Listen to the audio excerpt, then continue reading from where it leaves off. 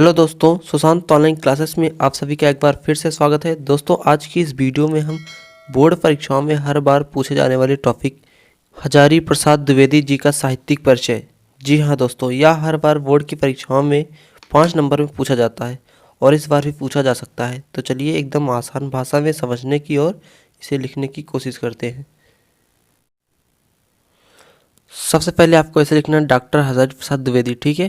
फिर उसके बाद हेडिंग लगाना है जीवन परिचय, ठीक है। जीवन परिचय में थोड़ा सा लिखना है इनके बारे में 2 लाइन, ठीक है। क्या लिखेंगे? डॉक्टर हजारी प्रसाद द्विवेदी का जन्म बलिया जिले के दुबेपुर के छपरा नामक ग्राम में सन 1907, ठीक है, सन 1907 ईस्वी को हुआ था।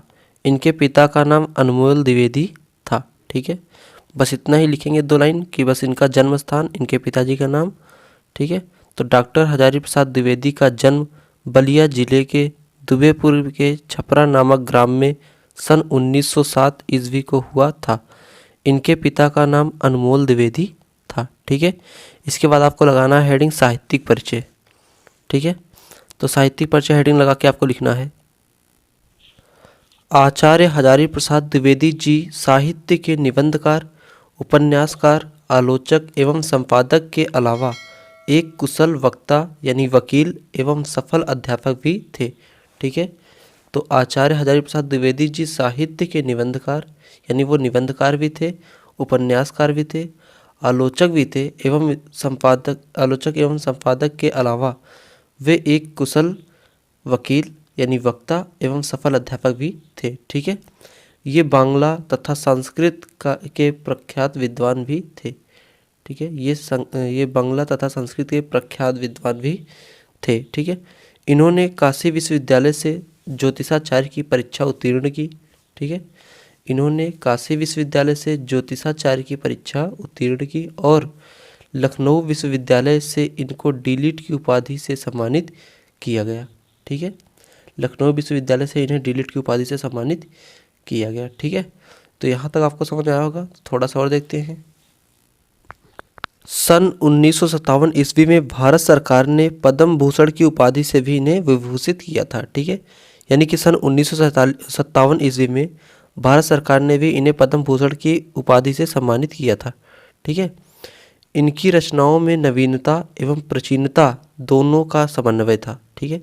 इनकी रचनाओं में नवीनता एवं प्राचीनता दोनों का समन्वय था, ठीक है। इन्होंने अभिनव भारतीय तथा विश्व भारतीय ग्रंथ का संपादन भी किया था। इन्होंने अभिनव भारतीय तथा विश्व भारतीय ग्रंथ का संपादन किया। बस इतना ही आपको लिखना है साहित्यिक परिचय में। उसके बाद आपको हेडिंग लगाना है प्रमुख रचनाएं, ठीक है। तो क्या लिखेंगे? द्विवेदी जी की प्रमुख रचनाएं इस प्रकार हैं। क्या क्या हैं? पहला निबंध संग्रह, ठीक है। निबंध संग्रह में क्या लिखेंगे? अशोक के फूल, आलोक पर्व, कुटज आदि, ठीक है।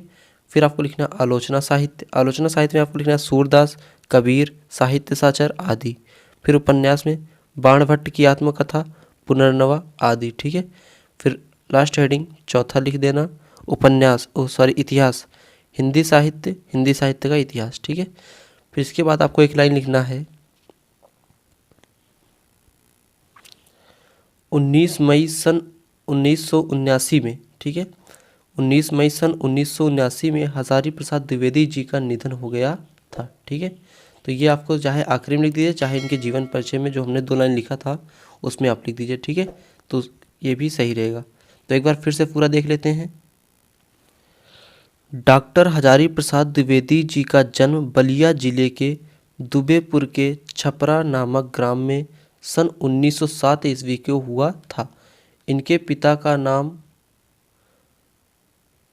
अनमोल द्विवेदी था, ठीक है। फिर साहित्यिक परिचय में लिखेंगे आचार्य हजारी प्रसाद द्विवेदी जी साहित्य के निबंधकार, उपन्यासकार, आलोचक एवं संपादक के अलावा एक कुशल वक्ता और सफल अध्यापक भी थे, ठीक है।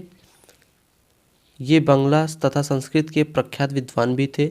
इन्होंने काशी विश्वविद्यालय से ज्योतिषाचार्य की परीक्षा उत्तीर्ण की और लखनऊ विश्वविद्यालय से इनको डीलिट की उपाधि से सम्मानित किया गया, ठीक है।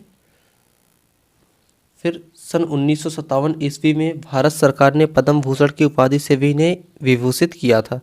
इनकी रचनाओं में नवीनता एवं प्राचीनता दोनों का समन्वय था। इन्होंने अभिनव भारतीय तथा विश्व भारतीय ग्रंथ का संपादन भी किया। फिर उसके बाद आपको हेडिंग लगाना है प्रमुख रचनाएं। द्विवेदी जी की प्रमुख रचनाएं इस प्रकार हैं। पहला लिखेंगे निबंध संग्रह, अशोक के फूल, आलोक पर्व, कुटज आदि। दूसरा आलोचना साहित्य, सूरदास, कबीर, साहित्य सहचर आदि। तीसरा उपन्यास, बाणभट्ट की आत्मकथा, पुनर्नवा आदि। चौथा इतिहास, ठीक है, तो हिंदी साहित्य का इतिहास। तो आई होप आपको ये वीडियो समझ में आ गया होगा। अगर वीडियो समझ में आ गया हो तो एक लाइक कर देना और चैनल पे नए हो तो भाई सब्सक्राइब कर लेना ताकि ऐसी ही वीडियोस आपको मिलती रहे, ठीक है।